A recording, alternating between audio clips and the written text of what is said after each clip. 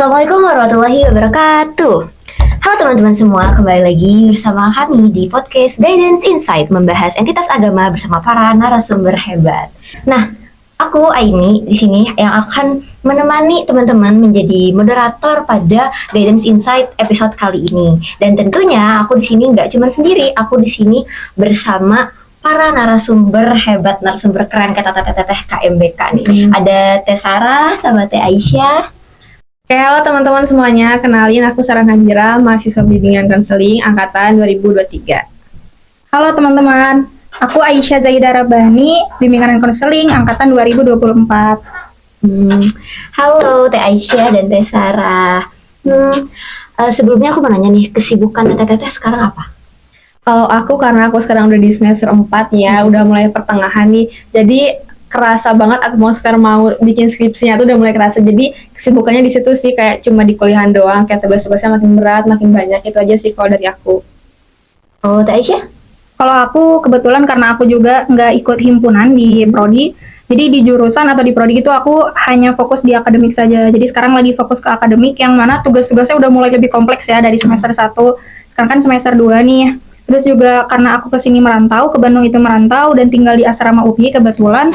Jadi selain di akademik juga aku kesibukannya ada kegiatan-kegiatan rutin di asrama UPI gitu. Oh, jadi kegiatan di asrama ya sibuknya juga. Ya, kalau Teh Sarah berarti tadi PP. Aku pulang pergi, nggak Pulang pergi ya, nggak ngekos. Menarik nih. Kan Teteh pada sibuk di kuliah ya. Ini Teteh juga sibuk ngejar mau skripsian gitu kan ya, terus PP. Ke kampus jor-joran berarti harus itu setiap hari. Dan Teh Aisyah yang harus membagi waktu antara kuliah dan kegiatan asrama UPI gitu kan. Iya, betul. Nah sebenarnya nih apa sih yang Teteh kejar gitu dari kesibukan ini gitu, tujuannya, niatnya ngapain sih mau capek-capek sibuk kayak gitu? Ketampar banget ya, langsung kayak apa sih yang aku kejar gitu.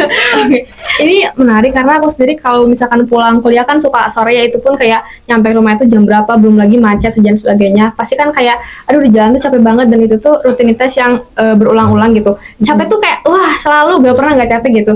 Dan saat momen-momen capek itu aku tuh suka mikir kayak duh sebenernya aku ngapain sih kayak gini, kayak ngapain sih aku berulang-ulang, kayak ini aku bakal 8 semester kayak gini terus loh, kayak pulang pergi capek dan sebagainya. Apa sih yang aku kejar? Dan aku ngerasa banyak orang di luar sana, anak kuliah atau mungkin anak-anak sekolahan juga ngerasa sebenarnya apa sih yang aku kejar gitu. Nah ini tuh pertanyaan reflektif yang suka muncul dalam individu, dan itu sangat-sangat normal gitu. Kadang kita mempertanyakan apa sih yang kita kejar. Nah kenapa pertanyaan itu bisa muncul? Menurut aku karena kita tuh terlalu fokus pada dunia. Jadi kayak apa sih yang kejar, kayak apakah dengan kita lulus kuliah itu kita mau ngelamar pekerjaan apakah gitu, apakah kita menilai IPK yang tinggi atau apakah. Jadi rasanya tuh kejar tuh seolah untuk dunia gitu. Dan menurut aku itu sih niat yang harus kita lurusin gitu. Kita tuh kuliah, kita mencari ilmu tuh bukan hanya untuk dunia, tapi untuk akhirat aja. Jadi gak kerasa capek banget lah gitu. Kayak meskipun dihantam badai atau apapun gitu, pulang kuliah, pulang pergi kampus, tapi kalau misalkan kita niatnya untuk akhirat tuh insya Allah gak akan capek gitu. Karena Allah sendiri bilang, Allah itu akan meninggikan derajat seorang muslim yang ingin mencari ilmu gitu sih kalau dari aku. Kalau Teh Aisyah nih gimana? Kalau dari aku jujur sebelumnya ketika aku memutuskan untuk kuliah, itu sebetulnya belum tahu tujuan dari kuliah itu apa. Hanya ya udah gitu ngelanjutin studi aja buat belajar lagi gitu, untuk belajar lagi. Tapi ternyata sekarang kan udah di semester 2 nih, padahal baru sampai semester 2, belum semester 2 pun bahkan belum selesai, tapi ternyata apa yang aku dapatkan dari kuliah itu melebihi apa yang aku ekspektasikan gitu. Nah, ternyata setelah aku jalanin di kuliah ini, kita dapat banget kemandiriannya, dapat banget skill mengelola waktu, tanggung jawab, terus juga dari sosialisasinya, belajar bersosialisasinya lebih dapat banget, karena katakanlah aku kan sebelumnya dari lingkungan yang homogen ya. Lingkungan Islami semuanya. Iya, bisa dikatakan pesantren. Iya, aku pesantren. Iya kan? Kita sama. Oh iya, juga pesantren. Oke, berarti relate banget dong. Ya, sebelumnya kan aku dari lingkungan yang homogen gitu ya, dan sekarang di kuliah ternyata lingkungannya benar-benar heterogen, bukan cuma beda karakter, beda kepribadian, tapi sampai beda suku, beda agama, beda latar belakang. Dan dari perbedaan itu ternyata benar-benar ngebentuk banget, benar-benar mengasah gitu empati dan juga simpati aku. Terus aku juga belajar tentang gimana sih caranya kita dalam mengambil keputusan yang gak merugikan kita ke depannya. Dan semua yang aku pelajarin itu ternyata sangat membentuk, mengembangkan identitas dan juga nilai-nilai yang selama ini aku pegang gitu. Jadi secara singkatnya nih, kuliah itu kita nggak cuman hidup untuk belajar, tapi kita juga mempelajari kehidupan. Terus juga tadi benar apa yang aku setuju sama apa yang dibilang sama Teh Sarah, kalau Allah itu menjanjikan akan meningkatkan derajat orang yang berilmu. Jadi dengan kuliah juga aku mengusahakan kehidupan yang insya Allah lebih mulia atau mulia gitu. Gitu. Wah, keren keren keren. Jadi sebenarnya yang dikejar itu memang dunia dan akhirat gitu ya, Insya bukan Allah. hanya dunia gitu. Tadi kalau Teh Aisyah sempat nggak kepikiran nih awalnya apa sih yang mau dikejar gitu, cuma kayak formalitas aja ya kuliah gitu. Ya, Ternyata emang harus bukan cuma dunia gitu yang kita kejar, tapi akhirat supaya tadi nggak kerasa capeknya gitu kan ya. Nah, tentang mengejar dunia akhirat gitu, pasti kan nggak semudah itu gitu kan. Pasti ada namanya struggle yang dirasakan, tantangan gitu. Nah, boleh dong sharing-sharing dikit apa sih struggle yang dirasakan sama Teh Sarah dan Teh Aisyah gitu. Kalau struggle buat aku sih kayak apa ya, kayak tadi yang Aisyah bilang kan kita anak pesantren ya, pasti kerasa banget dong kayak aktivitas di pesantren sama di perkuliahan itu jauh berbeda gitu. Nah itu sih struggle pertama, kayak biasanya di pesantren tuh kalau misalkan suatu tepat waktu kayak misalkan Teh udah azan ayo semua sholat gitu kan. Beda sama waktu kuliah. Kalau waktu kuliah mah ya udah masing-masing kamu sholat kapan ya udah, mau gak sholat juga ya udah, nggak akan ada yang ngingetin. Itu sih menurut aku. Ditambah kesibukan kuliah itu ternyata di luar jangkauan anak SMA ini yang dulu pesantren, jadi nggak nyangka kalau sibukannya tuh bener-bener wah sibuk itu. Ditambah apalagi ini kan pasti masih hangat-hangat zaman ospek gak sih, karena kan masih tahun pertama kan ya. Kebayang kan sibuknya ospek gimana, ditambah ditambah tugas kuliah, wah gila itu kayak. Nah, menurut aku struggle-nya itu karena tadi ya kita tuh jadi menyisihkan sholatnya, tapi yang menjadi poin utama adalah bukan karena kita menyisihkan sholatnya, tapi kita berpikir bahwa sholat itu harus disisihkan. Itu sih struggle aku. Jadi kayak kalau ada tugas, ada apa tugas ospek, wah kita tuh ngejarnya bener-bener se-effort itu, tapi sholatnya kayak udah nanti aja, sholatnya nggak dikejar nih. Nah, pergantian dari misalkan awal tuh top tier-nya tuh sholat nih, kedua belajar, kedua apa, ketiga apa, tapi karena transisi masa kuliah ini jadi suatu turun ke bawah itu sih struggle-nya. Jadi menurut aku struggle-nya itu lebih ke bagaimana kita tuh berpikir sholat itu harus disisihkan, bukan bagaimana kita menyisihkan sholatnya. Oh gitu, keren. Kalau Teh Aisyah gimana? Kalau dari aku, kalau masalah sholat itu udah sama gitu, sama kayak Teh Sarah, agak kesulitan di menyeimbangkan antara kepentingan dan juga ibadah gitu. Terus selain dari masalah waktu sholat juga agak susah menyeimbangkan waktunya untuk Al-Qur'annya gitu. Karena kan kalau misalnya dulu nih, waktu di lingkungan yang dulu, kita tuh secara gak langsung emang ada tuntutan tertentu kan, untuk bisa, misalnya ada targetan di Quran tuh segini. Nah sekarang pas di kuliah, kita benar-benar bebas banget dari aturan itu kan. Jadi benar-benar dari diri kita sendiri yang perlu adanya inisiatif gitu. Jadi sama kayak yang tadi sholat juga, kita perlu meluangkan waktu buat Al-Quran, bukan menunggu waktu luang gitu untuk berinteraksi dengan Al-Quran. Itu dari Al-Qurannya. Terus hal kedua nih yang menurut aku agak kesulitan di sini itu, menurut aku kepentingan yang ada di dunia kuliah ini ternyata sangat menyangkut banyak orang gitu. Beda kan kalau waktu di yang sebelumnya gitu, waktu SMA kita ya udah satu kepentingan, ya udah berurusannya sama kita aja gitu. Sedangkan kalau di kuliah ternyata satu urusan bisa menyangkut banyak banget orang gitu. Nah misalnya kita mau ada kegiatan, terus datang waktu sholat nih, kita mau sholat dulu, tapi kalau misalnya kita sholat, ini tuh bakal ngaruh juga ke orang-orang lain gitu. Nah sebenarnya agak kesulitannya di situ sih sampai sekarang, tapi ya sambil berjalan kita sambil belajar juga gitu. Oke. Jadi kalau misalkan tadi lihat tuh kayak mungkin memang struggle pertama tadi sholat gitu kan ya, tentang prioritas sholat, prioritas ibadah, dan juga tadi bagaimana mengatur waktu untuk kembali memurojaah Al-Quran, kembali memegang Al-Quran gitu. Juga tadi memang sangat merasa kesulitan ya kalau misalkan kita punya urusan berkaitan dengan orang-orang lain gitu. Jadi kita tidak bisa bersikap individualis gitu kan. Ya, betul. Karena tadi apa sih, lingkungan kita tadi heterogen, nggak semuanya sama gitu dengan kita. Nah, dengan tadi struggle-struggle yang sudah disebutkan oleh Teteh Sarah dan Teh Aisyah gitu, gimana sih cara Teh Sarah dan Teh Aisyah buat mengatasi struggle-struggle tadi? Kalau dari Aisyah ada dulu gak? Terserah dulu deh, gimana Teh? Aisyah dulu aja deh. Ini kalau menurut aku, kalau yang aku lakuin ya untuk mengatasi struggle itu adalah dengan meluruskan niat, atau ingat nih niat kita itu kuliah untuk apa.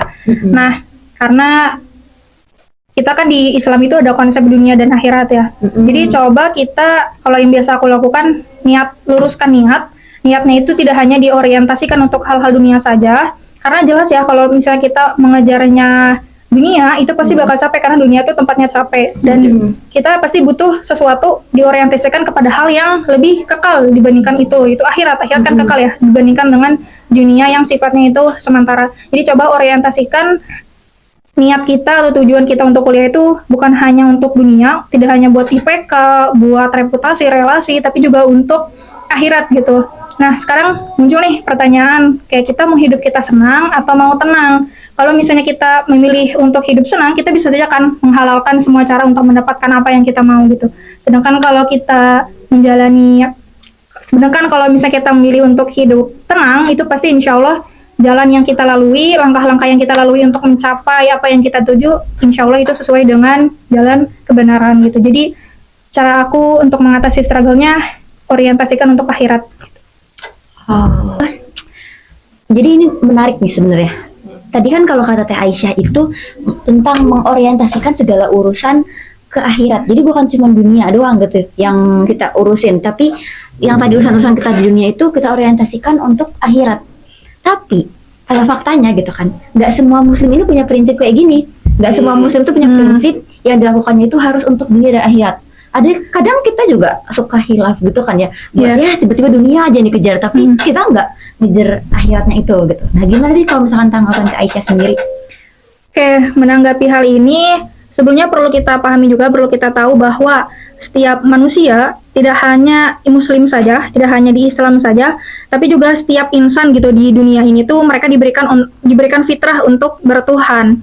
Tetapi beberapa orang ada yang pandai dalam menggunakannya, ada yang pandai dalam menyondongkan fitrahnya ini kepada kebaikan, ada juga yang tidak, sehingga masih saja ada juga orang-orang yang menyimpang. Nah, fitrah ini kan tadi tidak hanya diberikan kepada Islam saja ya, tetapi Islamlah yang mengumandangkannya gitu secara jelas, konsisten dan juga secara rasional. Lalu apa sih yang perlu kita lakukan dari fitrah ini gitu? Nah, yang perlu dijadikan pokok, yang pokok itu adalah kita perlu menguatkan dulu akar keyakinan kita kepada hal ihwal dunia dan akhirat gitu. Hakikatnya itu perlu kita pelajari secara objektivitas, perlu kita pelajari secara objektif, gunakan akal yang sehat, hati yang bersih untuk menemukan hakikat daripada dunia dan akhirat gitu. Nah, gimana sih caranya? Coba cari sumber ilmu atau mata air ilmu gitu ya, tentang hakikat dari dunia dan akhirat ini, yang masih jernih, yang masih bersih, yang belum terkontaminasi oleh pemikiran-pemikiran atau penafsiran-penafsiran orang yang sembarangan gitu dalam menafsirkannya. Dari mana kita mendapatkannya? Nah, kita bisa mendapatkannya jelas dari Al-Quran, dari hadis, atau bisa juga dari legalisi intelektual muslim di zaman terbaik manusia. Nah, apabila kita coba nih implementasikan apa yang orang-orang terbaik ini lakukan gitu ke dalam kehidupan dunia kuliah, itu kita coba ikuti, kita coba tiru pola kehidupan atau pola perilaku mereka di zaman ini. Nah, kita coba ya implementasikan yang pertama nih dari aspek fokus terhadap ilmu pengetahuan. Nah, orang-orang di zaman ini kan mereka fokus dalam mempelajari dan mengkaji Al-Quran dan hadis, maka sudah sepatutnya juga kita sebagai mahasiswa kuliah itu bukan cuma buat mengajar IPK, relasi, reputasi, kemasyhuran, karena ya secara duniawi memang hal-hal itu kan memang butuh gitu, kita perlu hal itu gitu. Tapi sebenarnya gitu secara esensi hidupnya itu gak dapat gitu, hanya samar-samar, hanya fata morgana. Nah, jadi ya sudah sepatutnya kita tidak hanya fokus kepada hal-hal dunia saja, tapi kalau misalnya kita analogikan nih ilmu pengetahuan itu seperti lautan, kita tuh jangan cuma menyiduknya saja. Kan kalau menyiduk itu kita hanya ngambil gitu ya, pakai telapak tangan kayak gini. Pakai ember, pakai sendal, pakai tangan menyiduk. Nah, jadi jangan hanya menyiduknya saja, tapi kita telah nih ilmu pengetahuan ini sampai rasa haus kita terhadap penasaran kita itu terjawab gitu. Jadi kita memang harus haus akan ilmu. Nah, aspek kedua dari segi akhlak, orang-orang zaman terbaik ini kan jelas ya mereka sangat memiliki akhlak yang patut untuk dijadikan suri tauladan bagi kita. Mereka memiliki sifat yang jujur, amanah yang sangat luar biasa gitu. Maka kita juga sebagai mahasiswa sudah sepatutnya gitu melek akan hal-hal etika akademik, adab kepada dosen, dan juga kepada teman, kepada ya semua orang yang ada di lingkungan akademik atau lingkungan kampus ini, juga kepada masyarakat di luar juga gitu. Nah, yang terakhir nih yang paling penting, aspek dari ketaatan kepada Allah.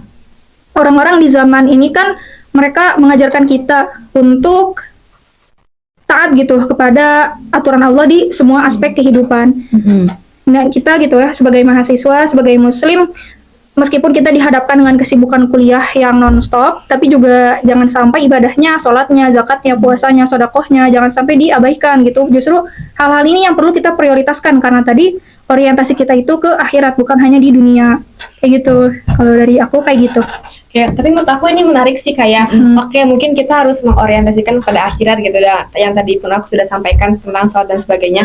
Tapi kan pada fakta lapangannya nih, oke, mungkin secara teori kita tuh harus begini begini, tapi pada fakta lapangannya kan tidak semudah itu ya. Karena Iya, betul. orang tuh ya suka aja lupa meskipun oh iya tahu harus orientasinya pada akhirat, coba kan akhirnya aduh lupa lagi ke dunia lagi udah ke akhirat bawa lagi ke dunia gitu. Pesimis duluan kadang-kadang. Iya betul, pesimis duluan kayak oh kayaknya aku udahlah nggak bisa lah. Ya, aku sering gitu tuh.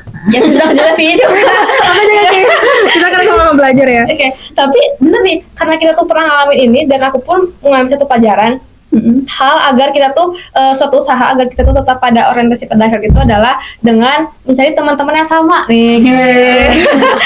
Cari Boleh juga. teman yang mendukung gitu. Kita tuh Iya, harus iya. mencari komunitas atau kayak circle pertemanan yang sama-sama punya prinsip yang sama gitu loh. Jadi kalau misalkan kita pun berorientasinya pada akhirat, mereka juga sama. Jadi kita nggak akan ngerasa pesimis, nggak akan ngerasa sendiri. Dan kalau misalkan kita ke bawah nih ke dunia, nanti ada yang bisa ingetin kayak gitu loh. Iya. Nah ini tuh aku pernah denger di ceramahnya Husain Basyaiman. BTW dia pernah ke UP dulu kalau kamu tahu. Oh iya. Pernah Ya, tuh kalian belum masuk. Tadi kita telat ya maksudnya. Iya.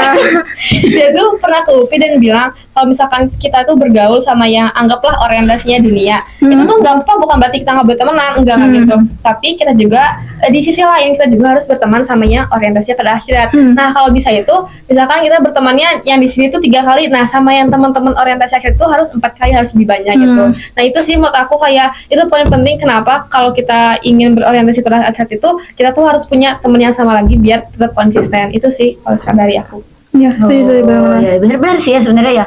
Kayak kalau misalkan aku ngerasain sendiri gitu, kalau misalkan aku sedang tidak bersama orang-orang yang mengajak aku gitu kan, itu kadang kita lupa ke bawah-bawah sama teman-teman yang juga sama-sama lupa gitu. Iya kan? cuma lupa jadinya. Jadi nggak ada yang mengajak kita gitu kan, nggak ada yang merangkul. Jadi emang penting sih. Tadi ya kalau misalkan kata Teh Aisyah berarti ya bagaimana caranya akhirnya kita bisa mengorientasikan ke akhirat ya, tadi kita harus senantiasa belajar gitu kan, belajar untuk semakin menambah ilmu itu untuk semakin menambah keimanan juga gitu kan ya. Nah, oke, orientasi akhirat ini kan menarik. Nah, jalan menuju kesuksesan dunia dan akhirat. Tapi nih aku mau nanya lagi. Kadang gitu kan. Apa nih serius? Orang-orang tuh menyepelekan hal-hal kecil gitu. Yang bisa melakukan hal-hal kecil, hal yang dianggap sepele gitu, tapi itu sebenarnya sangat menghambat dalam kesuksesan dunia akhirat itu sendiri. Nah, aku pernah dengar juga sih sebenarnya yang kayak gitu. Aku pengen denger sih dari Teh Sarah dan Teh Aisyah, sebenarnya hal-hal sepele apa sih yang bisa menghambat kesuksesan dunia akhirat kita, yang menghambat jalan kesuksesan kita gitu. Kalau menurut aku hal-hal yang sering disepelekan ya, yang sangat berkontribusi besar mempengaruhi kesuksesan kita di dunia dan akhirat itu adalah proses. Karena kenapa? Kebanyakan orang itu berorientasinya itu pada hasil. Memang tidak dipungkiri ya, kalau misalnya hasilnya sesuai ya kita akan bersuka cita. Tapi kalau misalnya hasilnya ternyata nggak sesuai harapan, kita bisa jadi kecewa, bahkan mempertanyakan kayak pesimis lah, tiba-tiba putus asa, tiba-tiba nggak punya lagi motivasi untuk hidup. Tetapi sebetulnya yang lebih penting daripada hasil itu adalah proses gitu, karena di dalam proses itu kan kita banyak banget mendapatkan nilai-nilai tentang kesabaran, ketangguhan, kedisiplinan, manajemen diri, manajemen waktu, dan proses-proses itulah, nilai-nilai itulah yang kemudian mengantarkan kita gitu kepada hasil. Jadi hasil itu ya gimana proses kita, dan itu yang sering diabaikan sama orang-orang sih. Kayak orang-orang kan udah ke hasil jadi menghalalkan segala cara sebenarnya, padahal yang paling penting itu adalah proses gitu. Fun fact soal menghalalkan segala cara nih, dan kita tuh sedang bahas proses kan ya. Ini tuh lagi viral banget soal UTBK yang kamera dibela, kalian tau gak sih? Ini tuh aku malah kayak wah, sampai segitunya orang itu ingin mendapatkan satu hasil yang dia ingin sampai menghalalkan segala cara. Sebenarnya kayak kecurangan pada UTBK ini udah gak aneh lah, udah sering terjadi gitu. Cuma dari tahun ke tahun tuh ada aja inovasinya, biasanya betul gitu ya. Ide cemerlangnya ada aja gitu. Mungkin kemarin kameranya di kancing atau di apa, sekarang di BH kayak wah itu gimana dia mendekat nyinyirannya gitu ya, apa gimana gitu. Nah, itu tuh bukti ya bahwa orang tuh bisa loh kayak menghalalkan segala cara, menghalalkan segala proses untuk dapat hasil yang mereka mau. Oke nih, mungkin dengan kecurangan itu, dengan proses yang tidak baik itu, mereka akan mendapatkan hasil yang mereka mau secara duniawi ya. Kayak, oke deh, kita bisa masuk nih ke top 10 univ yang kita mau, atau kita bisa masuk ke jurusan yang kita mau dengan cara yang seperti itu. Tapi itu kan kalau misalkan kita mengorientasikan pada dunia ya. Tapi baik lagi kalau misalkan kita orientasi pada akhirat, apa sih yang didapat dari hasilnya gitu. Allah aja udah ngeri dong kalau misalkan kita dengan cara curang sebagai itu kan udah di luar syariat ya kalau misalkan kecurangan itu. Jadi sih itu intinya kayak proses itu tetap harus diutamakan kalau misalkan kita mau berorientasinya pada akhirat. Oke, ngomongin yang soal UTBK ya, aku juga ada pengalaman yang menurut aku ambil banget nih pelajarannya dari soal UTBK ini. Jadi aku kan orangnya tuh selama SMA nih, 3 tahun SMA aku bener-bener belajarnya itu mati-matian banget ya, benar-benar belajar mati-matian karena apa? Eligible kan, kita ngejarnya aku kan eligible aku kan waktu ngejarnya SNBP, tapi ternyata waktu di SNBP aku ketolak. Terus waktu merah nih ya, layar laptopnya kayak merah. Orang cinta itu ya. Iya, kayak wah, itu rasa kecewanya bener-bener dapat banget sih, kayak sakit itu. Karena yang aku kejar itu dunia. Aku orientasinya pada saat itu hanya dunia, jadi rasa kecewa yang aku dapatkannya juga sebegitu besar ya, gitu ya. terpukul banget gitu. Karena ya di situ aku sadar kalau misalnya kita jangan terlalu menuhankan ikhtiar, kita jangan terlalu menuhankan usaha karena kita sebagai manusia yang lemah pasti membutuhkan sesuatu yang lebih besar gitu kan dibanding kita, yaitu ya Allah Subhanahu wa taala dengan segala kuasa-kuasanya. Nah, dari situ aku belajar SNBP ketolak kan nih. Dari situ ya kita harus melewati jalur UTBK. Nah, di dalam prosesnya, selama prosesnya sampai aku selama mau ke UTBK ini, aku benar-benar banyakin doa, benar-benar banyakin tawakal, tapi ikhtiar juga tetap jalan gitu. Jadi seimbang lah gitu, berusaha untuk menyeimbangkan antara doa, tawakal dan juga ikhtiar gitu, karena pengalaman yang aku sebelumnya aku dapetin gitu dari SNBP ini. Jadi bener sih kita emang harus benar-benar mengorientasikan kepada akhirat biar tenang gitu, ngerasa tenang gitu, nggak kecewa banget gitu. Oh iya benar. Jadi tadi kayak biasanya orang tuh menyepelekan prosesnya gitu kan, melakukannya dengan segala kecurangan gitu kan. Ada lagi gak nih hal-hal yang sering disepelekan gitu?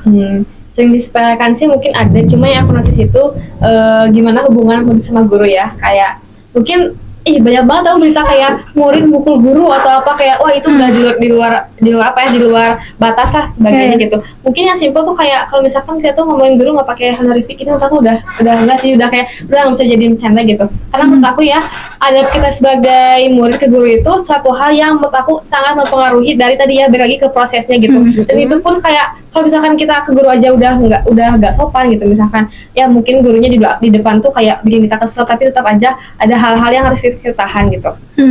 Nah, Rasulullah sendiri itu pernah berpesan, barang siapa yang memuliakan guru maka ia memuliakan aku, dan barang siapa yang memuliakan aku maka ia memuliakan Allah gitu. Berarti itu tanda bahwa Islam itu sangat mengagungkan dan mengagungkan guru, dan itu bikin kita ya udah, kita tuh adab ke guru tuh harus harus sesuai adab Islam gitu. Itu sih yang menurut aku jadi hal yang disepelekan untuk sekarang gitu, kayak adab ke guru tuh kayak ya udahlah, dari sini nggak pakai nama gitu misalkan. Itu sih kalau dari aku tentang guru.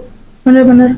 Soalnya guru juga kan tidak hanya sebagai penyalur ilmu ya, tetapi juga sebagai pembimbing spiritual, pembimbing moral kita. Dan aku rasa setiap kesuksesan yang kita dapat itu pasti ada ikut andilnya guru, ada kontribusinya guru di dalamnya kan. Itu pasti sih guru. Kan siapa yang ngajarin baca dulu ya? Iya gitu, bener banget. Terus ini berarti harus jadi highlight gitu kan, harus diingat juga ya. Jadi pengingat gitu buat aku sendiri dan buat teman-teman yang nonton juga gitu. Ya ngeselin apapun guru kita, dosen kita, jadi jangan sampai kita ngomongin di belakang gitu kan. Dan sesulit apapun prosesnya, jangan sampai kita tuh curang gitu, berbuat curang. Tadi kan kayak yang tadi joki lah atau apalah gitu kali ya, atau biasanya nih pas ujian nyontek gitu gitu kan. Itu yang harus kita highlight gitu, supaya hal-hal kayak gini tuh jangan sampai hal-hal yang kita sepelekan ini malah mempengaruhi, menghambat gitu kan, jalan kita menuju kesuksesan yang kita perjuangkan tadi gitu. Nah, dari semua yang tadi teteh sharing gitu kan, teteh masukan tentang bagaimana bagaimana untuk menuju kesuksesan dunia akhirat gitu. Itu kan udah banyak banget ya. Tapi kadang kita tuh suka aja gitu, belok lah, lupa lah gitu. Jadi tidak konsisten gitu, nggak istiqomah gitu kan. Pasti ada aja lah kita namanya hilaf gitu kan. Nah, mau dong bagi spill gitu, tips-tips rutinitas atau teteh yang bisa membantu untuk menjaga konsistensi atau keistiqomahan dalam jalan menuju kesuksesan dunia akhirat ini. Kalau dari aku, rutinitas ya yang biasanya aku lakukan untuk menjaga niat lurus untuk dunia dan akhirat itu usahakan untuk doa. Selupa apapun kita, pokoknya harus doa. Mulai dari doa bangun tidur, doa keluar rumah. Terus kalau kita ke kampusnya naik kendaraan juga baca doa naik kendaraan. Terus ketika sampai di kampus bertemu dengan orang-orang jangan lupa ucapkan salam. Ketika pembelajaran akan dimulai, perkuliahan akan dimulai, baca doa. Kemudian di akhir juga nih, ketika pembelajaran perkuliahan sudah selesai, ucapkanlah hamdalah juga gitu. Itu biasanya aku lakukan, yaitu doa. Karena doa tuh sehebat itu, sekuat itu gitu, the power of doa itu. Oh iya, the power of doa, iya sih sebenarnya. Jadi amal rutinitas yang sebenarnya selalu Teh Aisyah lakukan itu adalah berdoa di setiap waktu, di setiap keadaan gitu. Boleh dong Teh Aisyah spill dikit doa-doanya, apa sih yang diamalkan sama Teh Aisyah gitu? Doa-doanya ya, kalau kita mulai dulu dari bangun tidur ya. Ini doa bangun tidur sudah sangat familiar ya, karena kita udah diajarin kan dari kecil. Doanya itu Alhamdulillahilladzi ahyana ba'dama amatana wa ilaihin nusyur. Sekalipun kita lupa untuk berdoa, setidaknya terucap dari lisan kita itu kata bismillah, bismillahirrahmanirrahim. Kenapa? Karena segala sesuatu, setiap kegiatan yang kita mulai dengan bismillah itu insya Allah nilai keberkahannya kita dapat banget gitu. Karena kita memulainya dengan menyebut nama Allah, dan insya Allah itu akan bernilai menjadi ibadah yang bernilai pahala di sisi Allah. Kayak gitu. Nah, kemudian kita keluar rumah nih, atau keluar kosan, keluar asrama, jangan hanya sekedar melangkahkan kaki keluar dari bangunan itu. Kalau suka kayak gitu, jadi jangan ya. Jadi usahakan kita berdoa dulu ya. Doanya itu adalah Bismillahi tawakkaltu 'alallah, la haula wala quwata illa billah. Nah, kalau jalan kaki, kita kan jalan kaki ya udah biasa. Kalau misalnya naik kendaraan nih, jangan lupa juga untuk membaca doa naik kendaraan. Subhanalladzi sakhkhara lana hadza wa ma kunna lahu muqrinin wa inna ila rabbina lamunqalibun. Nah, sampailah nih kita di kampus. Kalau bertemu dengan orang, jangan lupa ucapkan salam. Sekalipun tidak terucap salam, setidaknya kita senyum juga kan, itu bernilai ibadah gitu. Kalau ke stranger, assalamualaikum gitu. Aku lewat FMI Pak, assalamualaikum. Abang kenal orang ini nih. Terus kayak, udah maunya nih, apa nih gitu kan. Kemarin habis ikut kajian. Assalamualaikum. Kemana habis Guidance Insight ya. Jadi termotivasi. Iya. Batin rap ya gitu. Oke, lanjut. Nah, terus juga masuk nih ke kelas. Ketika perkuliahan akan dimulai, jangan lupa baca doa agar ilmu yang kita dapat dari dosen itu mudah gitu, mudah menyerap ke dalam diri kita, nggak mental lagi. Doanya itu Allahumma anfa'ni bima 'allamtani wa 'allimni ma yanfa'uni wa zidni ilman. Berdoa juga agar urusan-urusan kita di hari itu dimudahkan dengan Allahumma la sahla illa ma ja'altahu sahla wa anta taj'alul hazna idza syi'ta sahla. Nah, misal nih di hari itu kita jadi presenter atau ada presentasi, jangan lupa juga baca doa agar lisan kita dimudahkan dalam menyampaikan materi dan pendengar juga dimudahkan dalam memahami apa yang kita ucapkan. Doanya itu ada Rabbi shrah li sadri wa yassir li amri wa hlul 'uqdatam min lisani yafqahu qawli. Tadi tuh kita baca itu juga kan Mas Awal. Iya. Supaya lancar ya insyaallah. Iya. Dan di akhir perkuliahan, ketika perkuliahan sudah selesai, jangan lupa juga ucapkan hamdalah alhamdulillahirabbil alamin, karena kita adalah orang-orang terpilih yang diberikan kesempatan oleh Allah untuk mendapatkan ilmu gitu di bangku kuliah. Itu sebuah privilege yang sangat luar biasa kan. Masya Allah, tabarakallah. Alhamdulillah tuh Teh. Alhamdulillah ya. Setelah aku jarang doa jadi kayak waduh agak tertampar. Jadi kita doa ya. Kita suka lupa nih. Kita sama-sama belajar, belajar di sini. Kalau dari Teh Sarah gimana? Kalau dari aku udah semua sama Aisyah. Terus apa nih yang Teh Sarah biasa lakuin gitu? Sebenarnya yang ingin aku sampaikan tuh udah terwakilkan sama Aisyah ya. Cuma mungkin dari aku sedikit pemantik kali ya. Mungkin kayak kita tuh sering banget denger kayak motivasi atau tips-tips ya.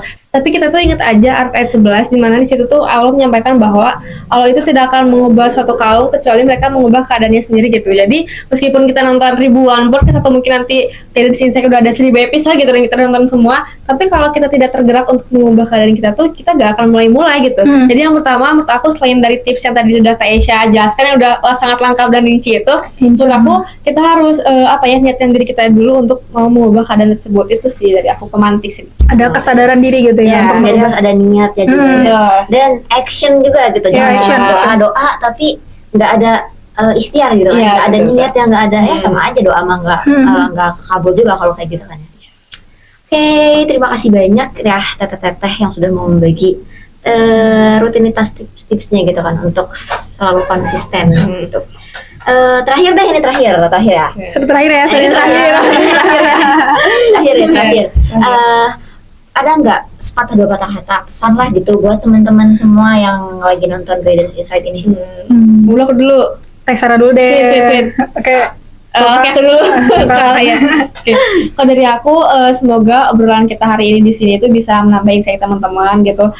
Gak teman-teman doang, tapi kita juga jadi saling dapat insight gitu sama lain gitu. Dan semoga dari dari pemantik kita hari ini tuh bisa berimpact pada kehidupan teman-teman. Setidaknya tadi ada doa yang dari Teh Aisyah ya bisa satu dua diamalkan. Itu dari aku.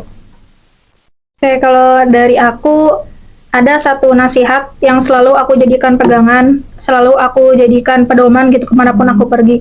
Nasihat ini itu dari abi aku, jadi sebelum pergi merantau untuk kuliah, abi aku memberikan nasihat, katanya begini, Aisyah, kehidupan dunia itu liar, jaga takwa dimanapun berada, koneksi dengan Allah, jangan sampai putus. Dan kemanapun aku pergi, mau itu ke kuliah, mau main sama teman, mau jajan sekalipun, nasihat itu selalu aku jadikan pegangan gitu untuk selalu menjaga takwa dimanapun aku berada gitu. Itu sih yang selalu aku pegang untuk menjaga niat mendapatkan dunia dan juga akhirat insya Allah gitu. Masya Allah. Keren. Gak punya Aisyah termention di sini. Kehidupan dunia itu Iya. liar gitu, teman-teman pasti gitu. Jadi kita harus selalu menjaga iman Takwa. dan takwa kita gitu kan ya. Masya Allah ini. Terima kasih banyak ya teteh-teteh, Teh Sarah dan Teh Aisyah yang sudah menyempatkan waktunya untuk berbagi insight, sharing gitu kan di podcast Guidance Insight kali ini gitu. Ya mungkin karena keterbatasan waktu ya, karena kita udah terlalu lama ngobrol gitu kan, teman-teman juga udah muak kayaknya. Jadi bosannya nonton juga ya. Jadi kayaknya cukup sampai di sini dulu Guidance Insight episode kali ini. Semoga ilmu yang telah di-share oleh Teh Aisyah dan Teh Sarah ini bisa menjadi manfaat, bisa bermanfaat gitu buat teman-teman semua, khususnya juga buat aku, dan juga semoga bisa menjadi amal jariah buat Teh Sarah dan Teh Aisyah sendiri. Amin. Oke, mungkin cukup sekian Guidance Insight kali ini. Aku Aini pamit undur diri. Terima kasih. Assalamualaikum warahmatullahi wabarakatuh. Dadah.